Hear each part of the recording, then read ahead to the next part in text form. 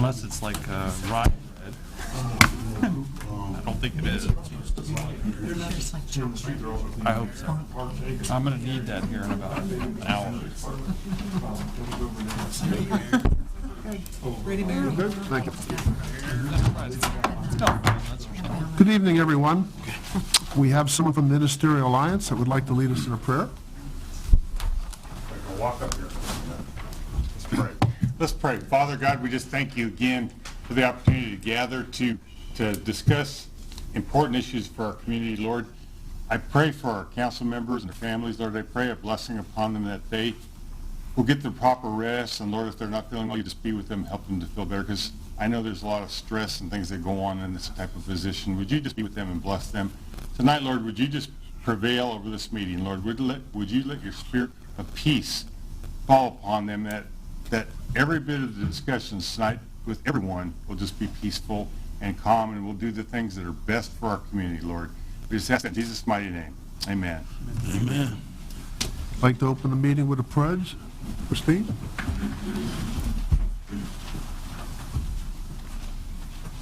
I pledge allegiance to the flag of the United States of America and to the republic for which it stands, one nation, under God, indivisible, with liberty and justice for all.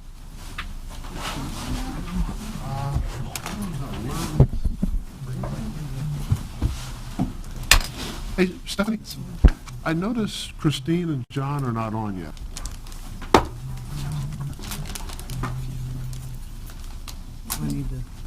We're not going to let John off that easy tonight. Oh.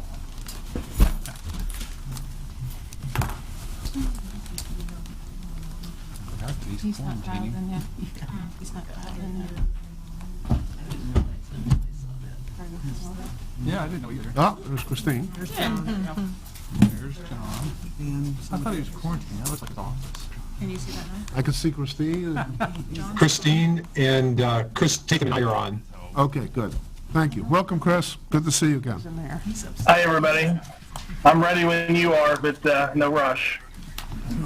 We got to get through a little business here first. That's fine. I'll just stay on mute till you're ready. Okay. I want to take a few minutes before we get into the main part of the agenda and share some comments. Over the last several city council meetings, I think we've all noticed a slide in formality, professionalism, and decorum. We've been discussing several controversial issues with high levels of emotion. We have seen citizens and council persons talking over one another, as well as verbal cheering and jeering, along with some level of personal friction. As the presiding officer of these meetings, I take full responsibility for allowing this to occur. Starting this evening, we're going to be going back to basics. I ask all council persons that would like to ask a question or make a point, please raise your hand. I will recognize you by your first name, and you will have the floor. If you prefer something other than your first name, please let me know. Council persons will be given all the time you need to ask a question, make your point, or follow up with clarifications. I ask all council persons to refrain from cheering, jeering, or applauding when others are speaking. It's not professional, and please extend some courtesy to the speakers.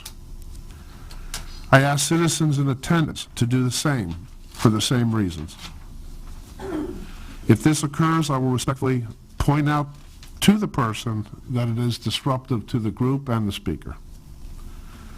Secondly, some citizens that have spoken or would like to speak to City Council have expressed some reservations due to actual or perceived harassment.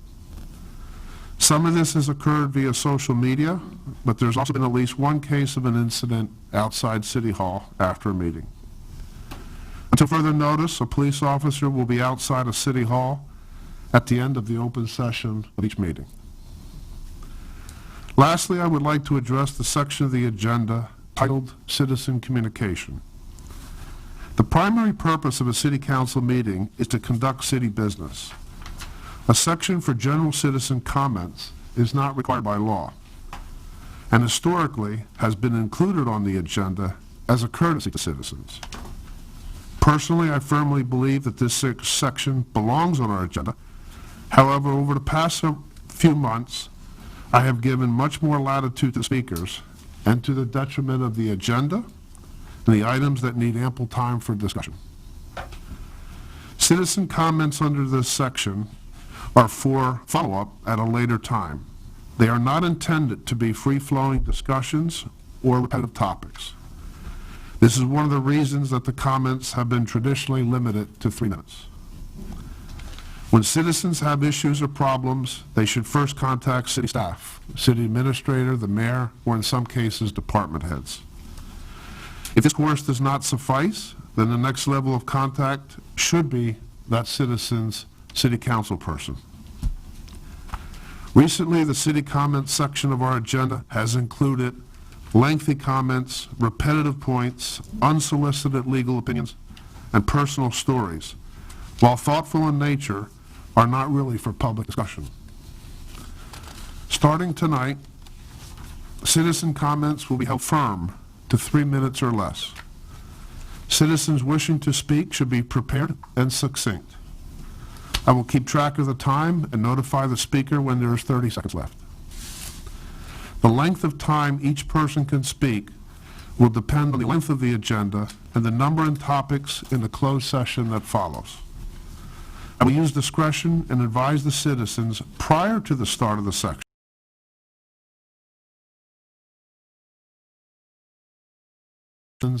that if that is not enough time, to come back at a later meeting. Priority will be given to City of Rolla residents. County residents have an elected body that represents their interest. However, I recognize that some county residents own businesses in Rolla or are civic leaders within the city. Again, discretion will be used. So before we proceed, any questions or comments from City Council?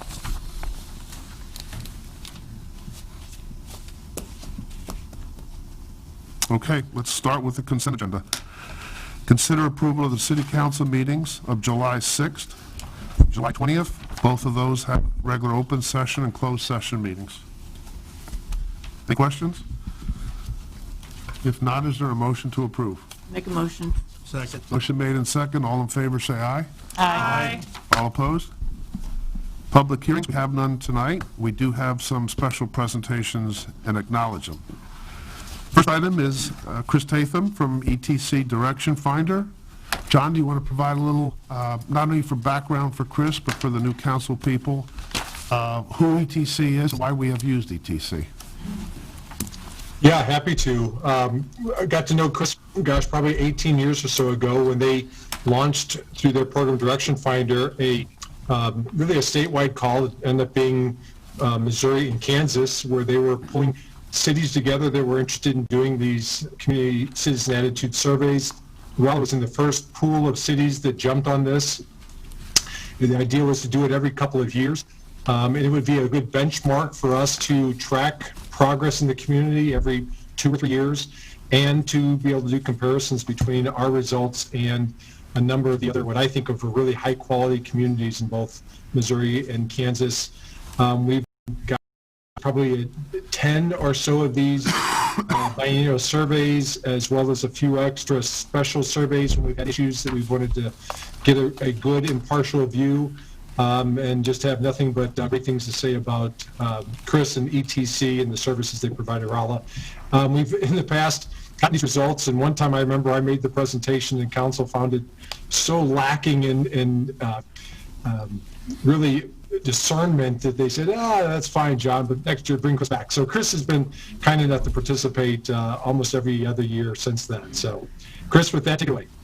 Yeah, well, it's great to be with you, and I might highlight that John is the only city administrator still in his position since we started doing this, so it's kind of a special relationship that we have with the city of Rolla. So it's always a pleasure to be working with a city that's been committed to getting citizen input for much longer than most communities around the country.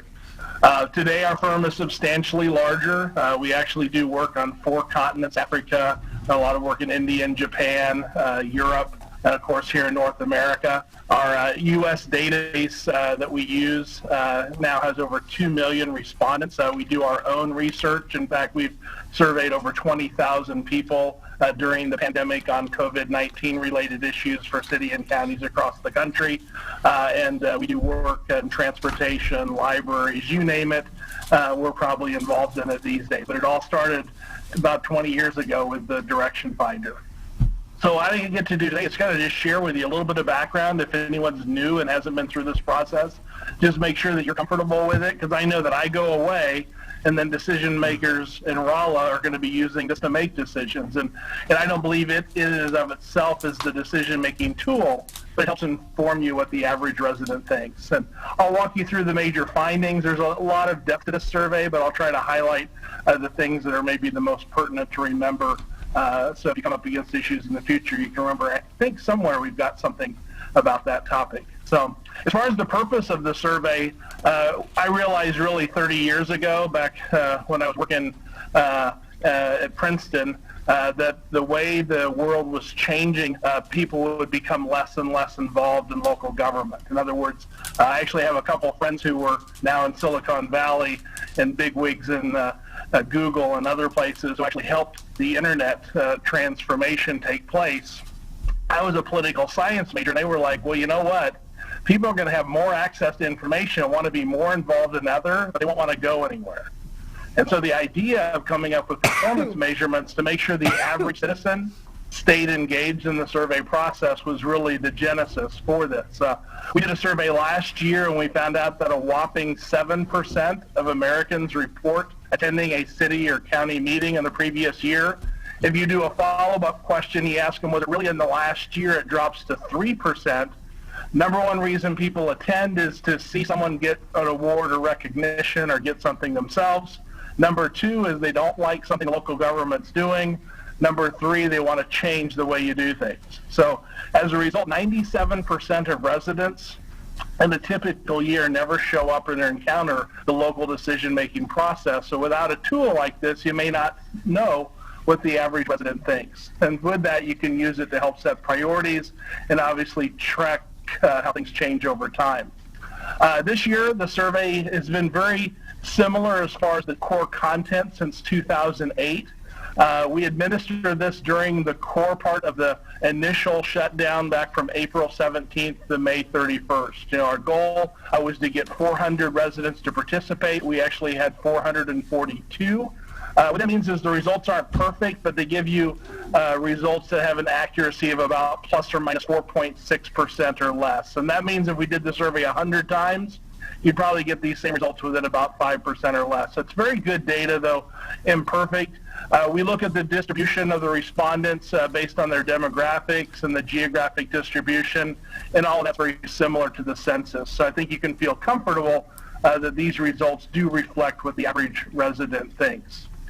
So with that said, let me just kind of give you, I used to be in the military. I paid for college, and bottom line is my former commander used to always say, well, just tell me the big stuff up front, and if I fall asleep, at least I'll get the core message. So bottom line to take away from tonight is Rolla is setting the standard for service delivery. You are one of the best performing communities in our entire database. If you remember that map I showed a couple slides ago, your overall satisfaction rating is 37% above the Kansas and Missouri average and 31% above the U.S. average. And when it comes to customer service, you're 30% higher than the Kansas and Missouri average and 41% higher than the national average. Your issues have not changed a lot.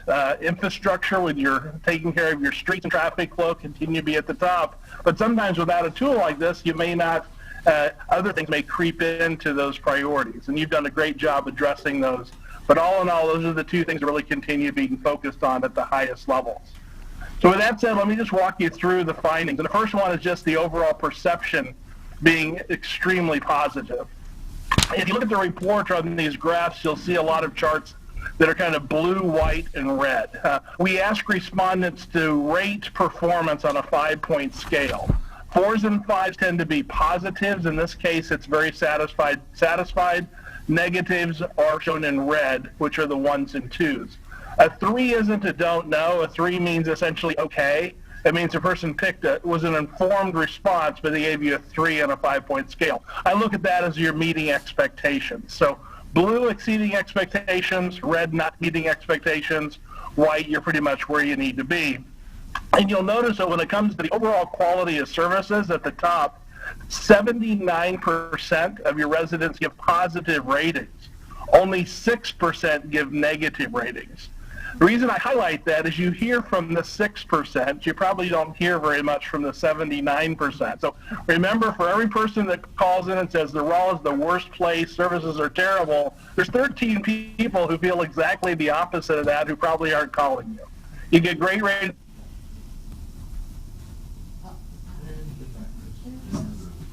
At least we got the military version. Very good.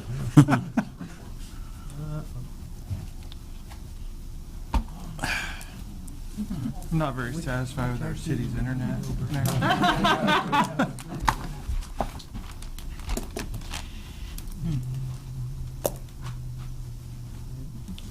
It's just still talking away. In conclusion, Well, I think we still got Christine it's John locked up. and John, Christine's moving. so it's on Chris's end. He's from Kansas is where this is based on. I'm not. Take it away.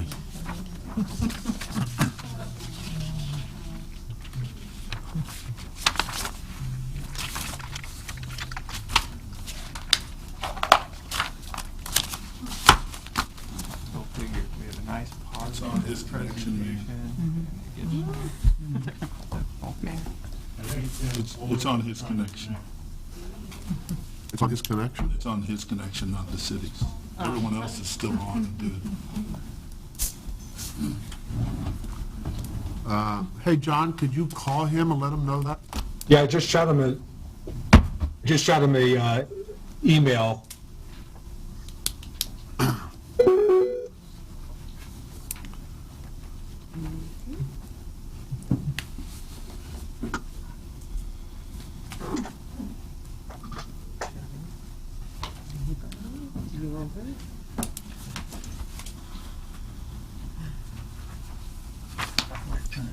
I hope you can hear me now. Yes. Yeah. Sorry about that. We had the lights just flashed and I just lost everything. So let me get back. Hopefully it didn't lose you too badly, but here you go. Hopefully I can stay with you this time. So bottom line, I wanted to say on value is only 9%, fewer than 1 in 10 people gave you negative ratings for value. 67% gave positive ratings. And you didn't get there by accident. The national average is about 33% give positive ratings combined.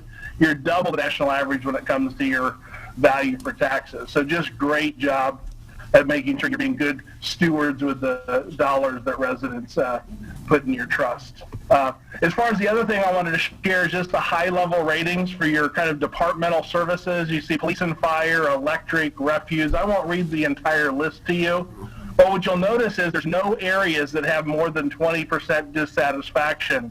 And you might say, well, so what's that the big deal about? That's usually we usually strive to have less than 20% as a goal. You've achieved it across the board. The other thing that really is important is how many of the areas have at least 30% or more of the respondents giving you a 5. This is considered a good indicator of a really strong brand where people feel really good. Like you might like AT&T, maybe you don't, but for whatever reason you like a Mexican restaurant that you think is the greatest in the world. Well, if an organization has great brand with its customers, that's important because they'll forgive the organization, their customers, will if they make a mistake. Good example of this is, let's say that you have a water main break. In your situation, 36% of your residents give you a 5. That means if there's a water main break, they're probably going to think, oh, that was just a natural thing. City's on top of it. They'll take care of it. If you're in a community where that's 2% instead of 36%, and there's lots of negativity, the reaction is the city didn't plan well, the city could have prevented it. It's a much more negative response to events than you get with good brand equity. So all in all, great job. There's really no areas of major concern, even though traffic flow and maintenance are your two top priorities, you'll see you get very good ratings in both areas. Second thing is, I just want to highlight how things have changed over the last few years, and this really just shows that you're on the right direction. This is where you were 2 years ago. Look at all the double-digit area of improvement in your street maintenance, traffic flow, parks and recreation, electric utilities, your parks, downtown, across the board. People are feeling much better. They feel real good about where the city is. There wasn't any area that had a significant decrease compared to 2 years ago. So outstanding job. In addition, when you just look at some of the long-term trends, not just 2 years, but where were you back in 2008, you'll see that overall quality of services are up from 73 to 79. The image of the city is back to where it was in the late 2000 era. And look at your value for taxes. I just want to, hopefully you'll have a party or some sort of celebration today, because you know you'll be back on dealing with all the challenges and all the things that you have to deal with day in and day out. But celebrate that 2 out of 3 residents gives positive ratings for the city's use of their taxes with regard to the value that you deliver. As far as the other thing I'd like you to celebrate, and it's rare, you have to remember I do 200 of these a year. I've got another one at 7:30, so just to give you perspective, most of the ones I give are average, you know, because that's where it lays out. I don't give many that are this good. Overall quality city services, you're at 79%. You might say, well, that's not too bad. The average community in Kansas, Missouri is at 42. The U.S. average is at 48.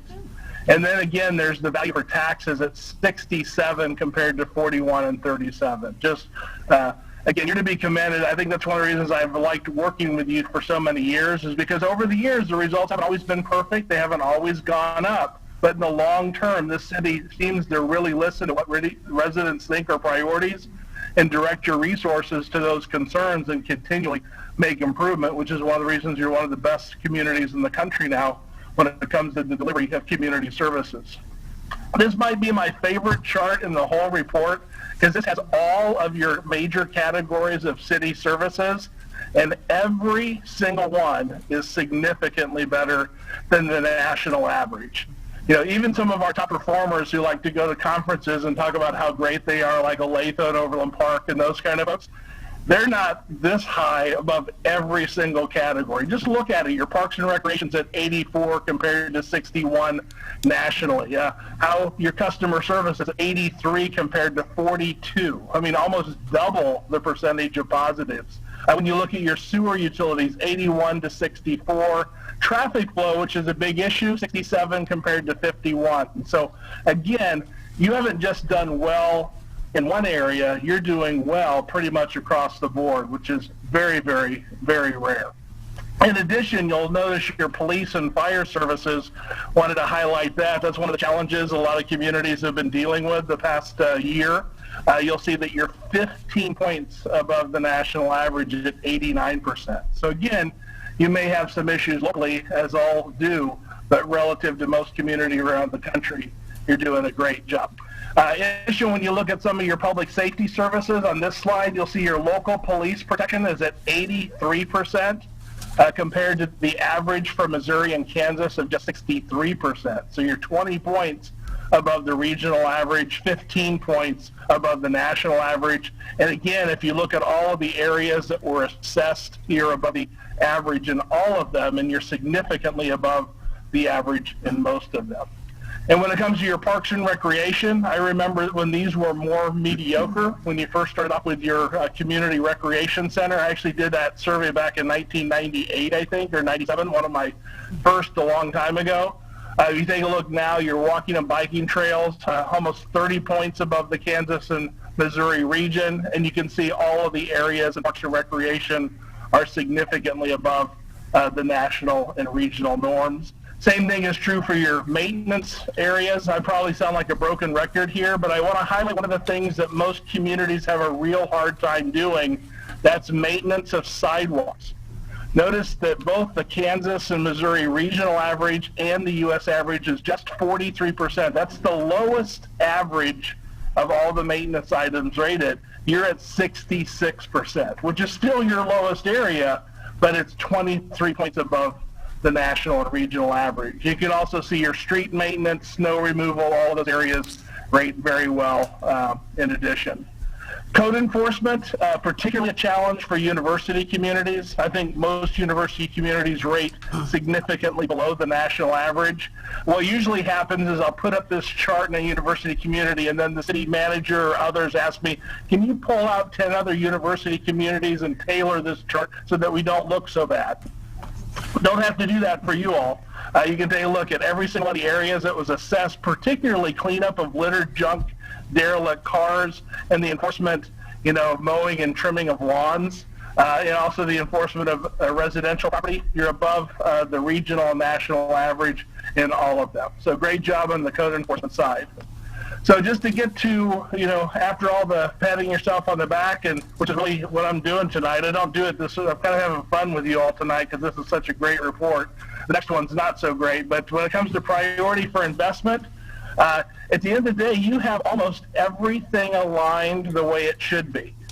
The perfect scenario is we create what we call this important satisfaction index. It's essentially an index that lets you know that if you had some unit of an investment, where would you get the most return out of it? It's not perfect because all the investments are of different values. But ideally, everything has a value. This IS rating over here is less than 0.10. If everything is less than 0.10, you literally are maximizing your satisfaction among your residents with the resources that you have. And you can see the only two areas that have a value of more than 0.10 are street maintenance and traffic flow, and they're not that much higher. I've seen many communities where those are 0.5, 0.6, 0.7. You pretty much have your priorities aligned with the expectation that your residents have in a way that very few communities ever do. So again, congratulations. Police and fire, you see, are your most important service. But people are so satisfied. It doesn't mean you don't do more police and fire. It means what you're doing right now is pretty much the right level given the expectations of the community. Same thing for code enforcement. You can see that's below 0.1. It's pretty much what your expectations for the community are. You're pretty much meeting those. And this is for all the left brain learners who wanted to rank order. I found with some councils that there's actually people who are right brain learners and they like pictures. So this is the same information as you go from left to right. The things on the left are less important. Things on the right are more important. And as you go from bottom to top, the things down low rate low, the things up high rate better. And what we're looking for is, are there things in this bottom right quadrant? In other words, these are potential opportunities for improvement. And you can see we have traffic flow and your maintenance issues are there. But with that said, you've got yourself so well aligned that these things aren't very far away from the center axis when you actually look at the numbers, since they're so small. If this were like a 0.59, you'd see one of these items way down here in the bottom right, kind of distorted from where everything else. When I look at your map, actually most things are pretty evenly distributed around the axis, and that shows that you have good alignment of your resources and priorities given the expectations of your residents. So back to the summary and conclusion. Can't probably say it any clearer than this. When your overall satisfaction for value for taxes is basically almost double the national average, you are setting the standard. You're doing it for customer service when every one of your major categories for city services is significantly above the national average. You're setting the standard, and you really don't have any shortfalls. The biggest thing is for you just continue to do what you're doing. I think you've got a great process for listening to residents.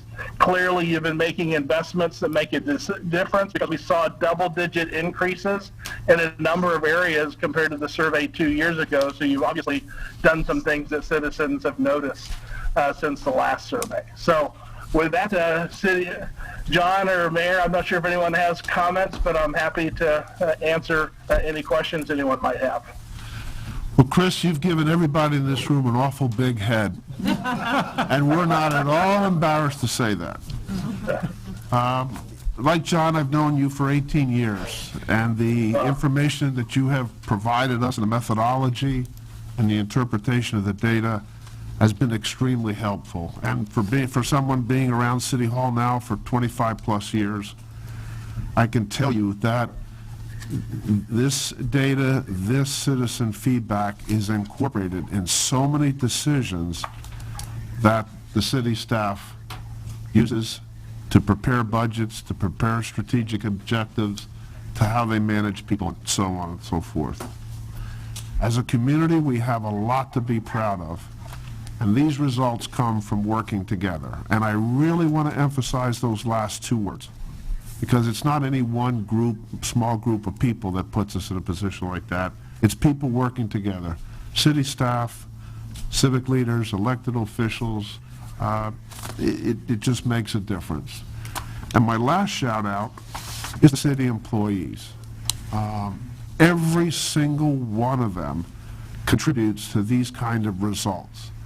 Whether they're the chief of police, or there's somebody on the back of a solid waste truck, and everybody else in between, they make the difference. So on behalf of the city, I would like to thank very, very much all of the frontline city employees.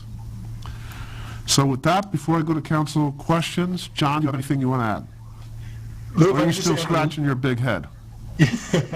Funny, 2 years ago, our numbers weren't near that good, so we were really thrilled to be able to share these results. But the study itself is a much more exhaustive report, and we'll place that on the city's website, so anybody that wants to look at the trending amongst the other communities and amongst our own history, a lot of good detailed information. But a couple points that I would make is that we've seen over the years with investment, we had higher scores on city communications when we had a full-time city communication coordinator.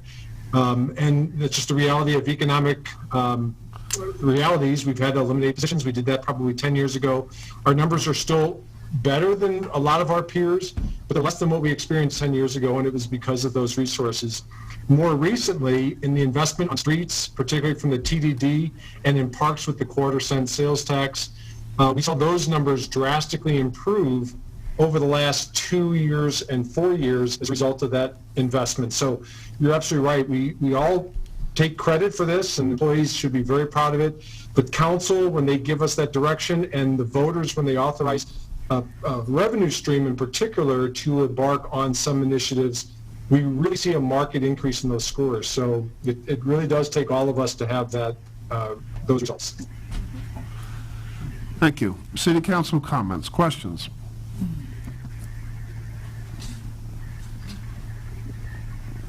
I guess you don't want to argue with those numbers, do you? Okay, well, that's good. Chris, thank you very much. Well, thank you. Good night. Next item on the agenda is a national recognition. Chief, would you like to make the introduction before we get into the proclamation?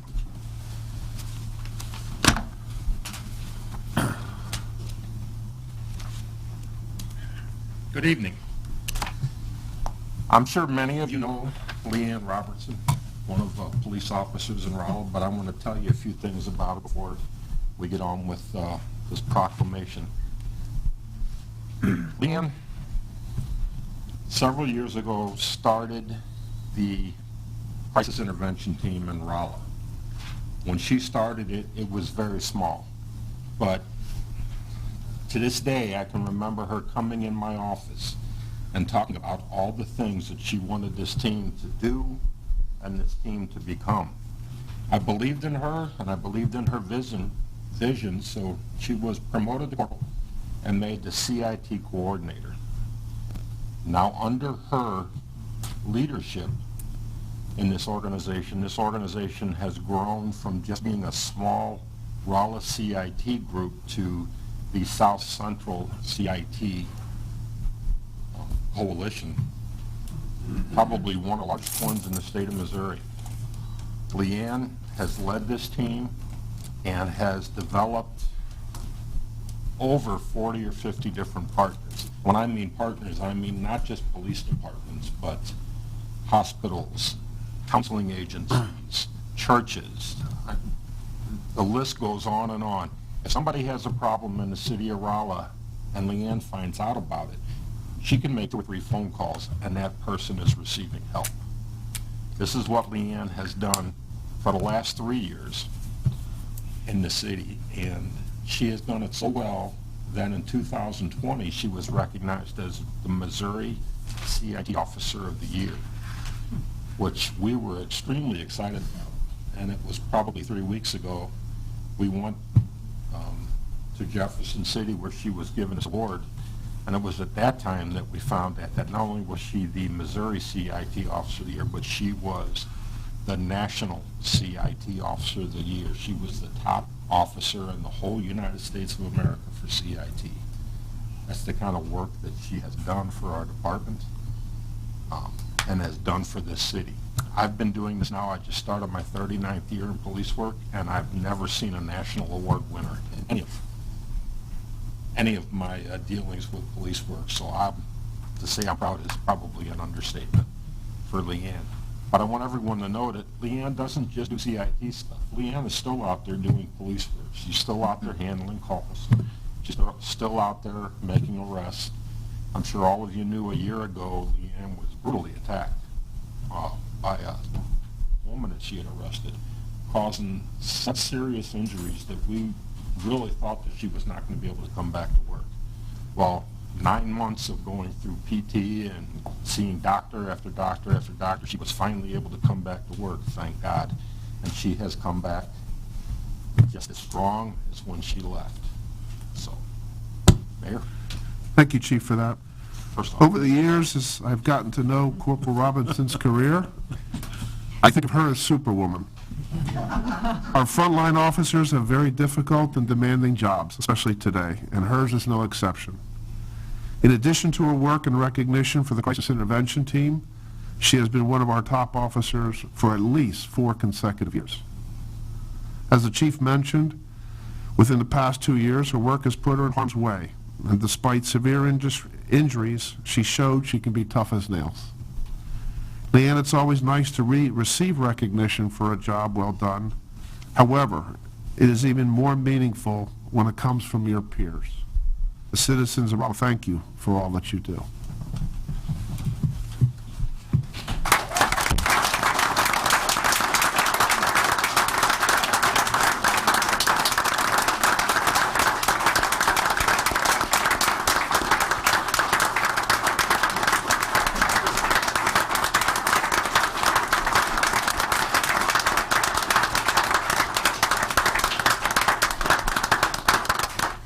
We have a proclamation, and I always read proclamations because I think the word's very important. Whereas Corporal Leanne Robinson is credited for starting the Crisis Intervention Team in the Rolla area. The Crisis Intervention Team model is a solution focused on community-based response to help people who are in difficult situations due to mental illness, drug abuse, homelessness, or other crises. CIT brings stakeholders together from law enforcement, behavioral, health, and advocacy sectors to provide guidance away from the judicial system and into needed health care and social services. Whereas CIT International is a nonprofit organization whose primary mission is to facilitate understanding, development, and implementation of crisis intervention team programs throughout the United States and worldwide. Whereas Corporal Robertson has been instrumental in the success of the local CIT program and with CIT efforts statewide. In July 2020, Corporal Robertson was recognized by the Missouri CIT Council as Missouri CIT Law Enforcement Officer of the Year. Under Corporal Robertson's leadership, the CIT has grown to include departments and agencies in Phelps, Robert, Marys, and Pulaski counties. In 2018, Corporal Robinson was named the first full-time coordinator of the South Central CIT Council. Locally, she works very closely with mental health agencies, social service agencies, and the Rolla mission to help people in crisis due to homelessness, mental illness, or addiction. In July 2020, CIT International named Corporal Robertson the first responder of the year. Now, therefore, I, Louis Magnus, Mayor of the City of Rolla, do hereby recognize Leanne Robertson, CIT Coordinator.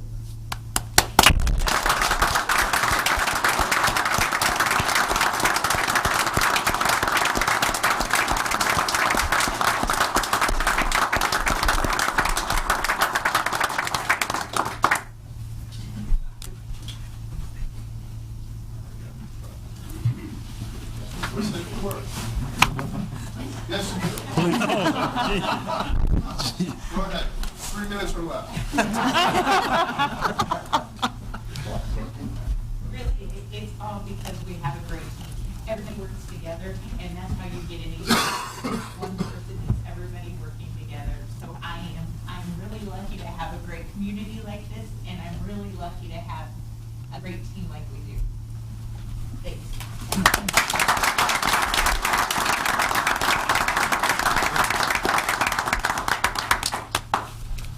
Okay, the next item on the agenda, Rolla's Police Department presentation. So this is sort of something that we've been planning here for a couple of months, and we want to profile RPD, highlighting the mission, services, and the operations. Chief? Okay.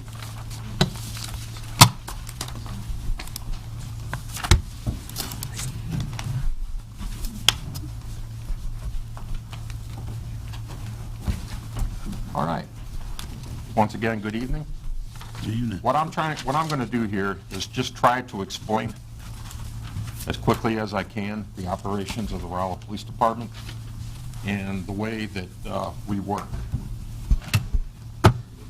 Rolla Police Department has a mission statement. Now, I'm not going to stand up here and read the mission statement. You can all see it. But we focus on 3 primary things as our mission statement. That's integrity, respect, and fairness in the way that we do our job. We treat our citizens with the same respect that we would ask that they treat us, though it doesn't always happen that way. And we treat them with fairness. Every police officer, when they start, this is one of the first things that they learn in our police department is our mission statement. And it is very much entrusted in them to work this way, the way we do our jobs out here. Now, we have a total of 61 employees in the Rolla Police Department. These are our certified police officers, dispatchers, office staff. We have a budget right now of just under $4 million. I can't help but brag on these survey results that they said the Rolla Police Department had an 89% overall survey. This is with the fire department, so he's going to take credit for it. That is compared to the 74% nationally, so I'm pretty proud of the way that my officers obviously are doing their jobs where they can earn that much respect from the citizens out here. What do you got to do to be a police officer in Rolla? Well, first you have to graduate from a police academy, and the police academy has to be a minimum of 800 hours where that police officer will graduate with a Class A license through the Missouri Police Commission. There's a lot of police academies. Some of them are only 200 hours. Some of them are only 300 hours where you can get a B, C. I think they even go down to a D license. We require a Class A license, which is top of the line for the state of Missouri. You have to pass a physical fitness test. Thank God only once. You have to pass an interview from 4 command personnel from the Rolla Police Department. At that point, if you get all through that, you have to go through the Police Personnel Board, and you have to pass them. If you pass that, then we will offer you a conditional letter of hire. The conditional letter of hire says that you have to pass a background investigation, which for us is extremely extensive. We pass a lot of people through our interview process, and probably 90% of the people that we lose is because of their background investigation. We have very high standards, and I've said from the beginning I'm not going to lower my standards just to put an extra set of boots on the ground. I expect our people to all have the same standards, so I would rather go short than to hire somebody who isn't meeting all the qualifications that we like to have. If you pass that, then you have a psychological test, a drug test, a physical, a polygraph test, and firearms qualifications. If you pass all of that, then we will hire you. When we hire you, it's just starting. You have a 14-week field training program that you have to do with 2 different field training officers. You have to attend a 40-hour basic crisis intervention team training. I'm proud to say that all the police officers in Rolla have that basic 40 hours of CIT training. Leanne makes sure that all of us get to that training.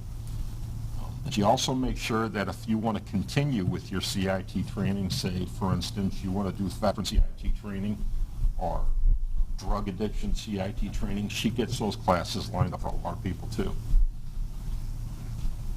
You have to undergo 2 firearm qualification courses a year. Every one of us do that. You receive a minimum of 24 hours of continuing education a year, which includes training in de-escalation and racial profiling. There's also many other various trainings throughout the year that the officers are sent on to. A lot of it's specialty. Our traffic people will get sent to accident reconstruction. Our detectives will get sent to sexual assault investigations. The list is endless that our officers go to. All an officer has to do is submit a memo that he wants to go to training, and there are very few that I have denied going to training. The reason I deny them is for cost's sake. They might, the training they want to go to is out of state. When 6 months later, it's going to be here in Missouri, so I will deny that one, but they will go to their training later, just at a cheaper, because it's here in Missouri. Our department consists of 4 divisions: field operations, your police officers in uniform; criminal investigations, our detectives; support services, all the support units such as CIT, school resource officers, and our communications division. Somebody asked if we do community policing. We are an extreme community policing police department. When I initially made this PowerPoint, I had 4 slides of the community events that we take part in every year in the police department, and I decided to just put some of them down here on one slide because I didn't want to be up here all day. But we have officers involved in community policing all the time. And not only that, I kind of encourage my officers, if they're driving down the street and some kids are out in the street, stop and talk. Same thing, go into your businesses, learn your business people, who runs the businesses. I just want all of our officers to be very tied in with their community. One of the programs we have is our Volunteers in Policing, our VIPS program. That was started in 2008. It's a group of volunteers who assist the police department in what we call non-enforcement duties. What that means is if you go on vacation in the city of Rolla and you fill a form out with our police department, we'll go to your house twice a day and check it while you're on vacation. Our VIPS people go through the school and do safety checks in the school. They do mail runs for us. Just pretty much anything that would take a police officer from enforcement duties, they do. When I got to tell you, when I first came to Rolla, I thought, what in the world are we letting retired people drive around in a police car for? But it's the best program that I have ever seen. It saves thousands of man-hours every year that a police officer would be taken off of the street to do. And they do it for us, and they do it for free. So it's a great program. I'd love to see it expanded. I can't talk enough about that.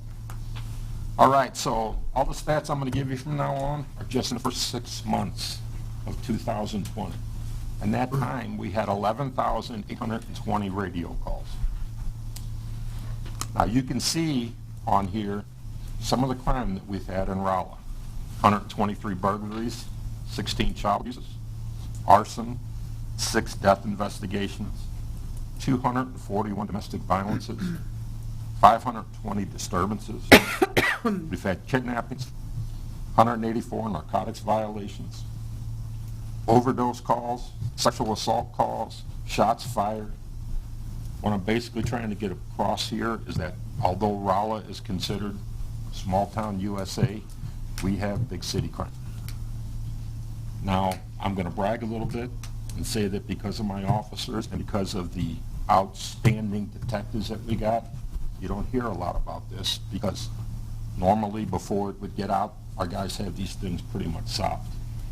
They're uncanny in the way that they can solve crimes and get property back.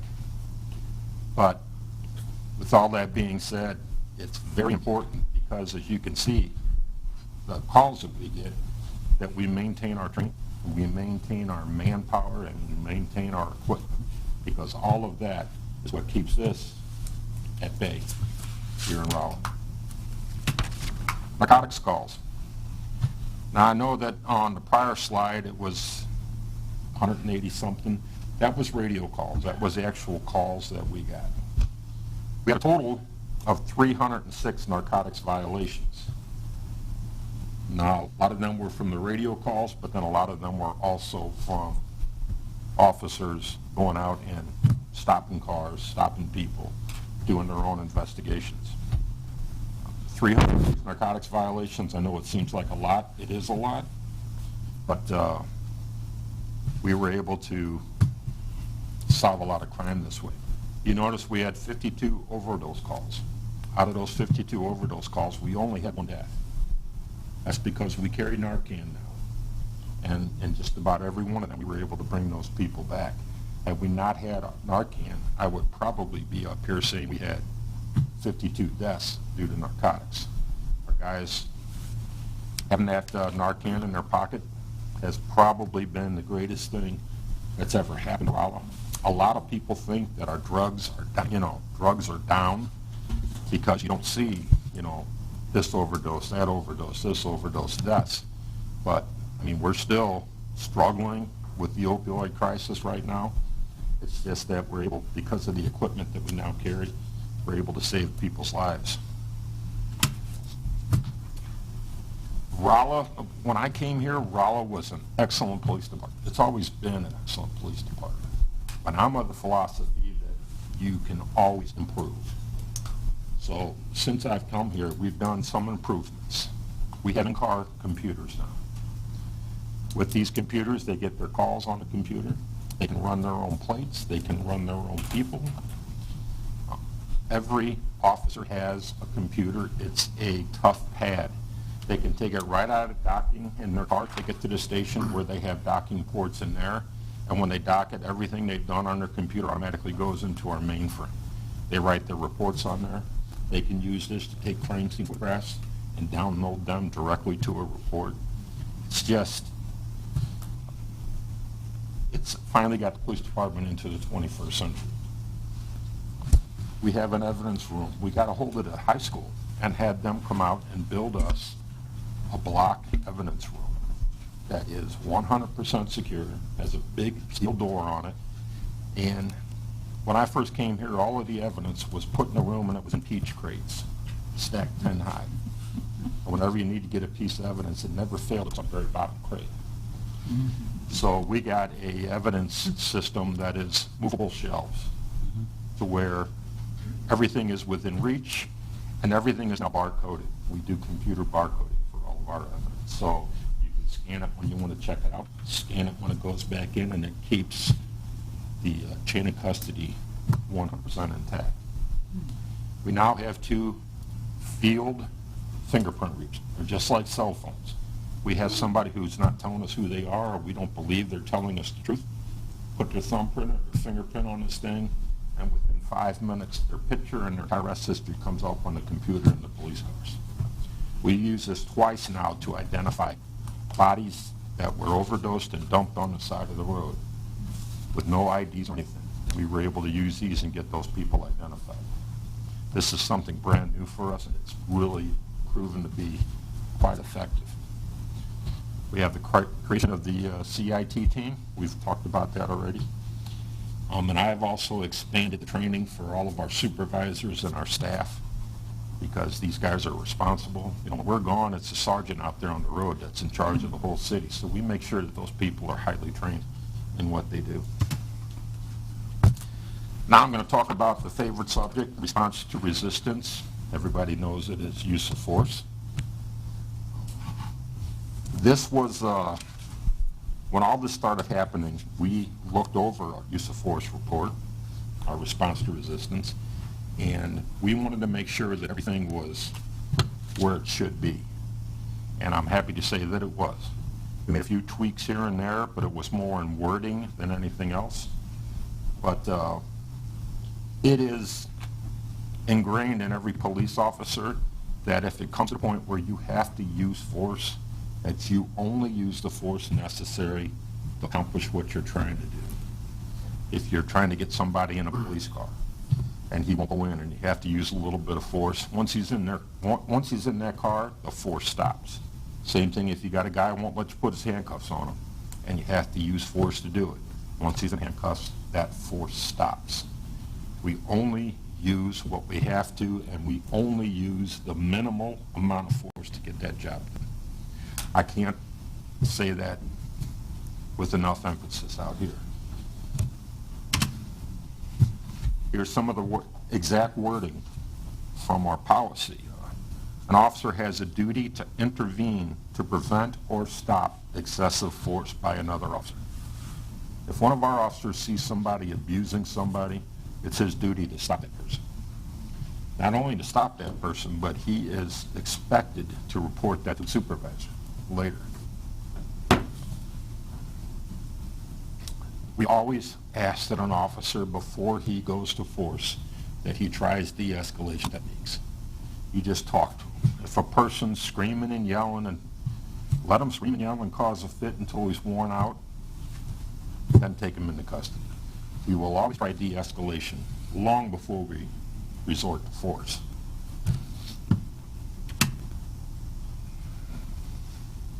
Once the scene is safe and a scene spectacle, an officer is to provide the person with medical attention if it's needed. If we have to use force enough that a person has to receive medical care, we get it to them immediately. We call an ambulance to either take them to the hospital, or we will take them to the hospital themselves. If the person is going to go in custody and we use force, we are required to get a fit for confinement from the hospital before we can take them to our station. That's the way our rules are. And lateral vascular neck restraints, that are known as chokeholds, are and have been completely against the rules here. We do not do them. In the police chiefs, we're going over what the state of Missouri should have, and I'm shocked by a lot of police departments that do not want to give up these LVNRs because they're trained in them. They say they're effective. Well, nobody in Rolla was trained in them, so we don't allow them. Plain and simple. Use of a firearm. All of our policemen are equipped with firearms. Obviously, that's a last resort for us to use firearm. We only do it when it's necessary to preserve the officer's life or the life of someone else. And I want to say that this is what I kind of want to get across here, because this is what's going on in our country right now. Justification for the use of deadly force must be limited to what reasonably appears to be the facts known or perceived by the officer at the time he decides to use deadly force. In other words, you can't take what you find out afterwards and use that against the officer. If the officer, everything that was in front of him, everything that showed him, he needed to use deadly force, and he uses it, then it's justified deadly force. And let me just explain here. If you were a police officer and somebody was pointing one of these at you, would you shoot them? I would. Both of them are BB guns. And I've seen more officers get in trouble because they shot somebody with a BB gun. Somebody was pointing a BB gun at them. There's no way with nowadays that you can tell if a gun is a BB gun or a real gun. They are exact replicas. They used to paint the orange tips on them to show you that it was a toy gun, but then all the gangbangers started painting their guns with orange tips on them. So we don't do that. They don't do that anymore because it ended up going against them. I'm just trying to demonstrate that armchair quarterbacking after the incident happened a lot of times isn't useful, and it just creates a lot of problems. Now I want to talk about department accreditation. Rolla is not accredited. Accreditation, it's a self-initiated program that is based on standards that are top of the line. It's a 3-year process. When you start accreditation, they go over every one of your policies and procedures with a fine-tooth comb, and they make them match. They right now have 178 policies. accreditation is the minimum of 204 policies. So we're going to have to create some policies that we don't even have right now.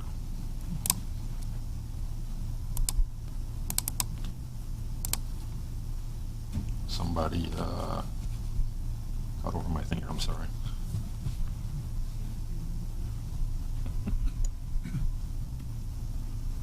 Anyway, accreditation, it's costs a little money up front, not a lot, but a little bit, and then you have to have a full-time accreditation manager. Or I'm just going to pick one of my staff officers to be that full-time accreditation manager. And he's the one responsible for making sure our policies are up to date. You get several visits from people across the state that come into your police department and check to make sure that you're doing everything like you're supposed to do.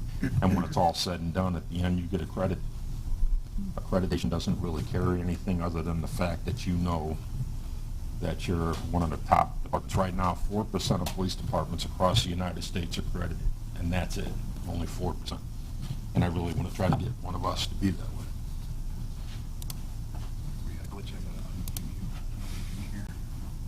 Great, so I've been talking for nothing. No, just the last thing. All right. Okay. Rob?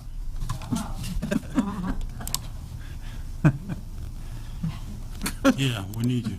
There he goes. All right. All right. Any questions? Thank you, Chief. Any questions for Chief? I got it. Never mind. Marie?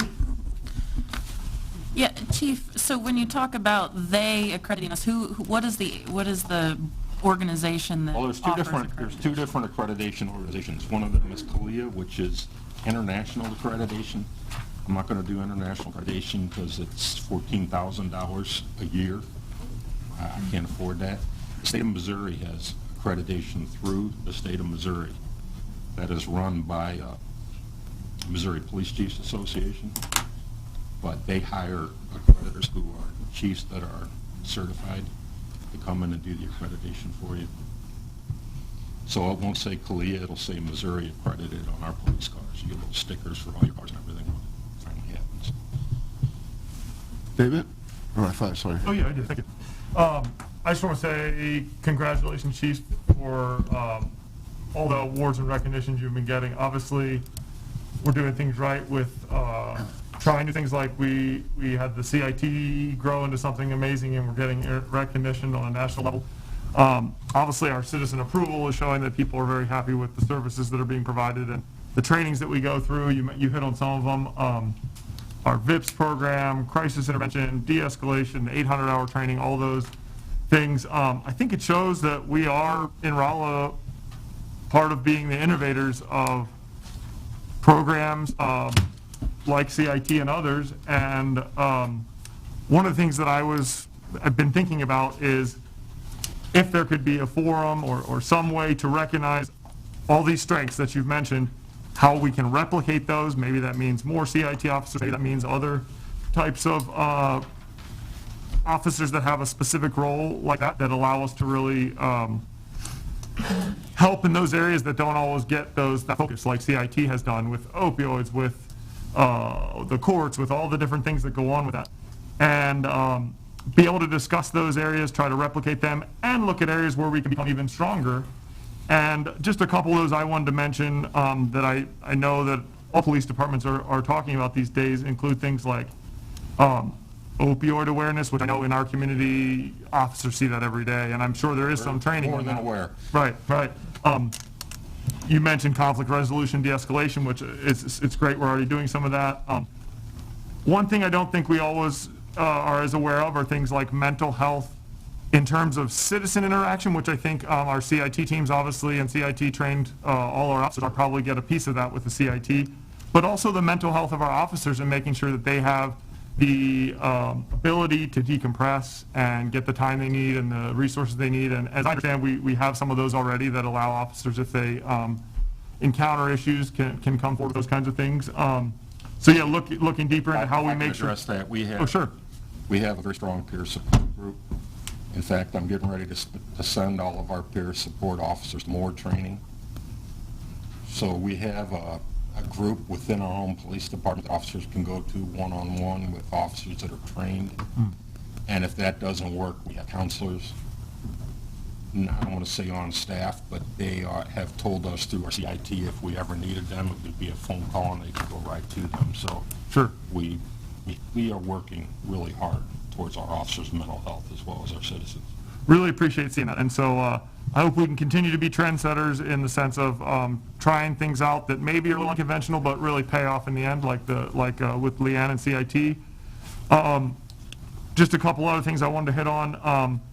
I know I'd like part of the discussion to be talking a little bit about body and dash cams. Is that anything that you've discussed before, or have we ever had dash cams or body cams? We had vehicle dash cams, but I had them taken out of the car because they were so unreliable. They just half the time didn't work, and the problem was you never knew if they didn't work.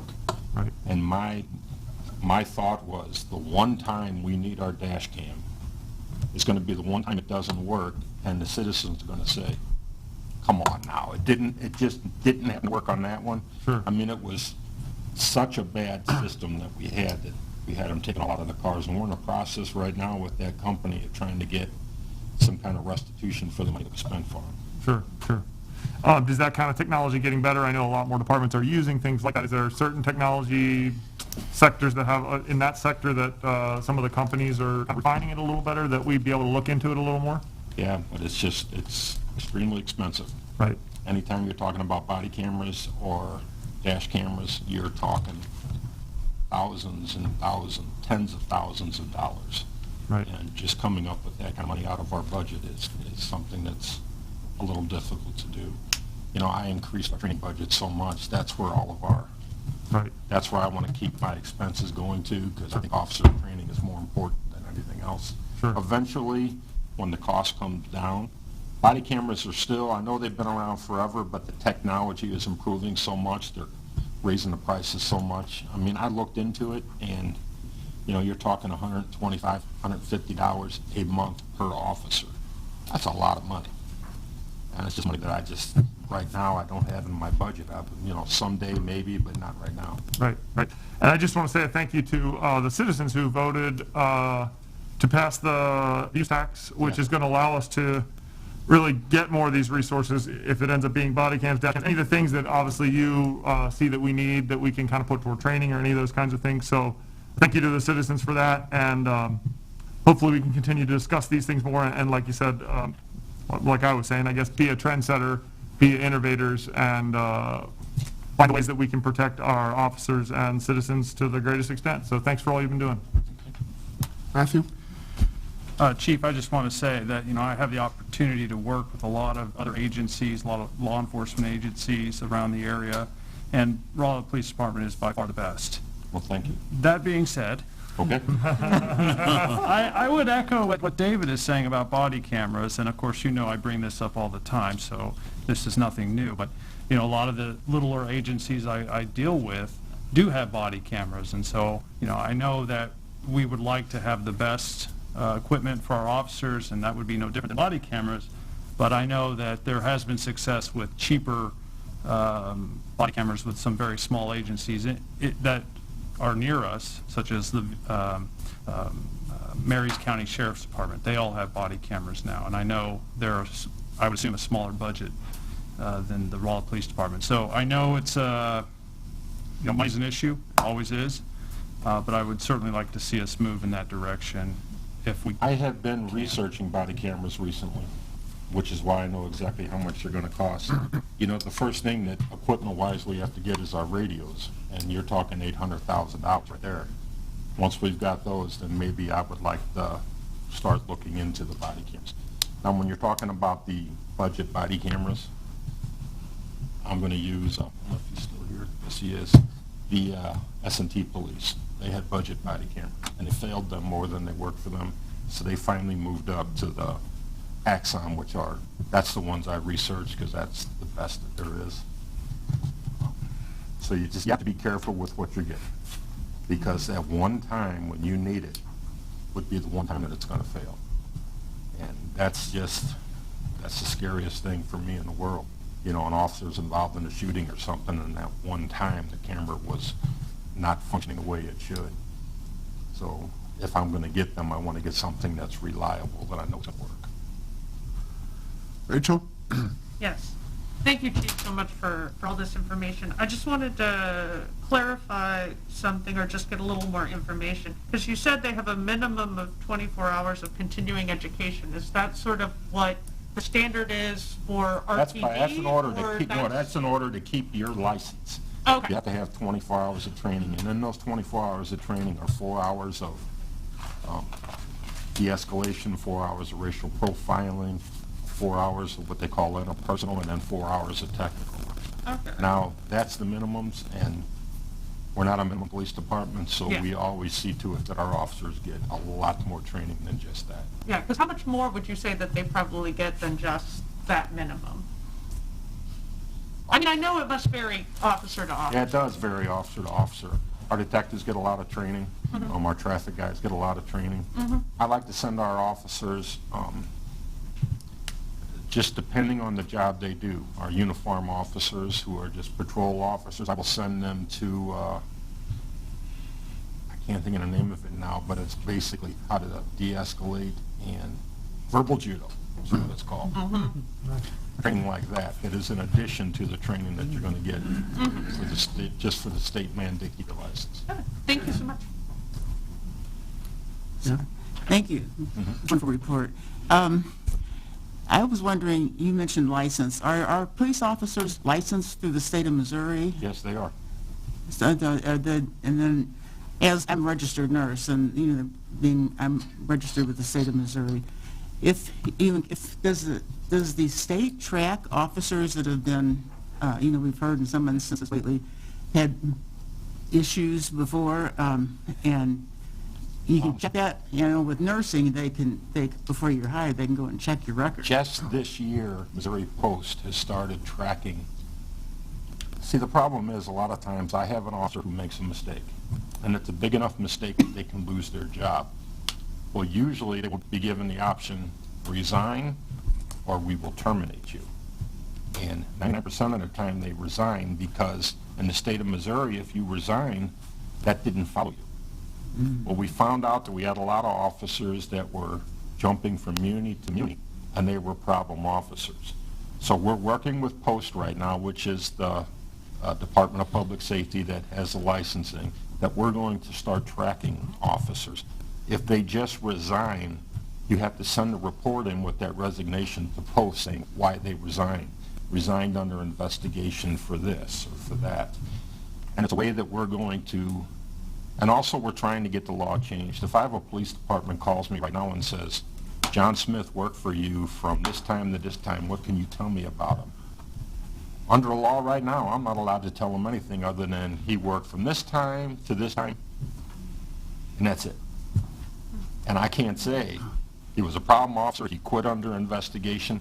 Well, it's to the legislature right now to change that, to where I can actually say, don't hire this guy, he's a problem, he's a liability. So the state of Missouri is finally coming around to fixing that problem that we've had for a while. Thank you. Yeah, that's great. Marie? Yeah, just a couple more questions. You mentioned that in the policies that it is an officer's duty to report if another officer is using force that's unnecessary. I'm just curious to know how frequent does that happen? Has it ever happened in your tenure? No, it has not. Okay. And then... But it was never, it was always in the policy that an officer will stop another officer using excessive force. It's recently in the policy that they have to report it now. And if they don't report it, they could lose their job, just like the officer who was using the excessive force. Don't know if that's going to change things. There's always that blue line. Police want to protect themselves. But in this day and age, and especially with what they're teaching these young guys in the academy now, I think it's not going to be a problem anymore. You see a change in the culture. Oh, yes. Very much so. And then one more follow-up question, just because I think a lot of times the public, we've heard as counsel from a lot of the public that just because of what's in the national news, that they're afraid. they don't know. And so could you tell us, has our police department within your tenure, have you had any use of deadly force? Have any of your officers shot anyone? Has anyone No, been killed by our officers here in Rolla? I've had one officer discharge his firearm in the line of duty. He missed. No, he hit it was at a vehicle that was going towards him and towards me, and he shot. It's just that the guy kind of ducked down so he didn't hit him. But in my entire tenure here, that's it. The worst use of force that we have probably, and it's not the worst, is a taser, use of a taser. I mean, we don't have any people getting hit with the ass. We don't have people getting their heads split open or anything like that. I mean, our officers are very much, they can keep their cool. I'll just put it that way. So since I've been here, no, we have not had. And in fact, in the history of the Rolla Police Department, I only know of one officer that had to resort to deadly force, and that was before I came here. Thank you. You know, people saying that they're afraid of the police is just, yeah, I want to say it's the most terrible thing in the world, to my ears, that somebody would be afraid of us. I mean, we're out here to serve the citizens. If you're speeding and a policeman stops you, yeah, you're going to get nervous. I get nervous. But it's just... You ought to be nervous if Lance stops you. Thank you. Yes. Yeah, Chief Fagan, you know that me and you have gotten together on a couple of times when you first came to the community. You did a really good job of reaching out to individuals and trying to make yourself accessible, so I'm sure that's passed along with your, with the law enforcement that are under your command. But we know that it only takes one bad seed that kind of blanks the whole reputation of the whole force. How do we handle complaints against police officers? And is that logged, or is there a way that we know? No, they're logged.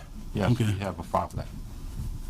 If somebody just comes up to complain about the actions of a police officer, I always like to try it at the lowest level, have them talk to their sergeant. And if they're not happy with what the sergeant has done or deals with it, then it goes up to a staff personnel. Okay. I have a captain, his job is basically internal affairs. He does all, if somebody actually does a written complaint, they automatically go to him to work. He does those. But people just coming in to complain, a lot of times people come in to complain saying, I got a ticket and I wasn't speeding. And we tell them that's what the court's for. But you know, we do get complaints that the officer used inappropriate language or something like that, and we do investigate it. And there's been several times where I've had discipline officers for different things. And my second question was, is there a community committee that kind of interacts with the police officer? I'm not talking about a governing one, but that comes in and says these are some of the concerns from the committee, from the community? Nope. That I know of. I'd love to start one. I think that'd be a great thing. Okay. I mean, my office is always open to talk to people. So. Thank you, sir. Yeah. Anything else? Just one more thing, sorry. Is there a spot where people can access your policies? Not at this time. We are in the process of trying to put all of our policies on our webpage. It's just, it's a lot of paperwork. Yeah, There's it is. thousands of pages. So, Gotcha. okay. We are lucky to have you in our community. We really are. Very good, Chief. Thank you very much. Moving on to public comments. Before, I'm assuming John is still with us. Before we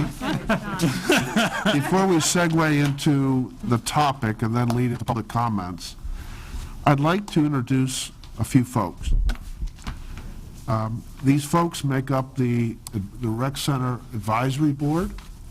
Dr. Kent Ray, would you raise your hand? Chief Doug Roberts, Dr. Bill Moorcamp, Francine Marangi, and Linda Goff is, there she is. And Linda. These folks have been an enormous help to us. They put in a tremendous amount of work. They each bring an experience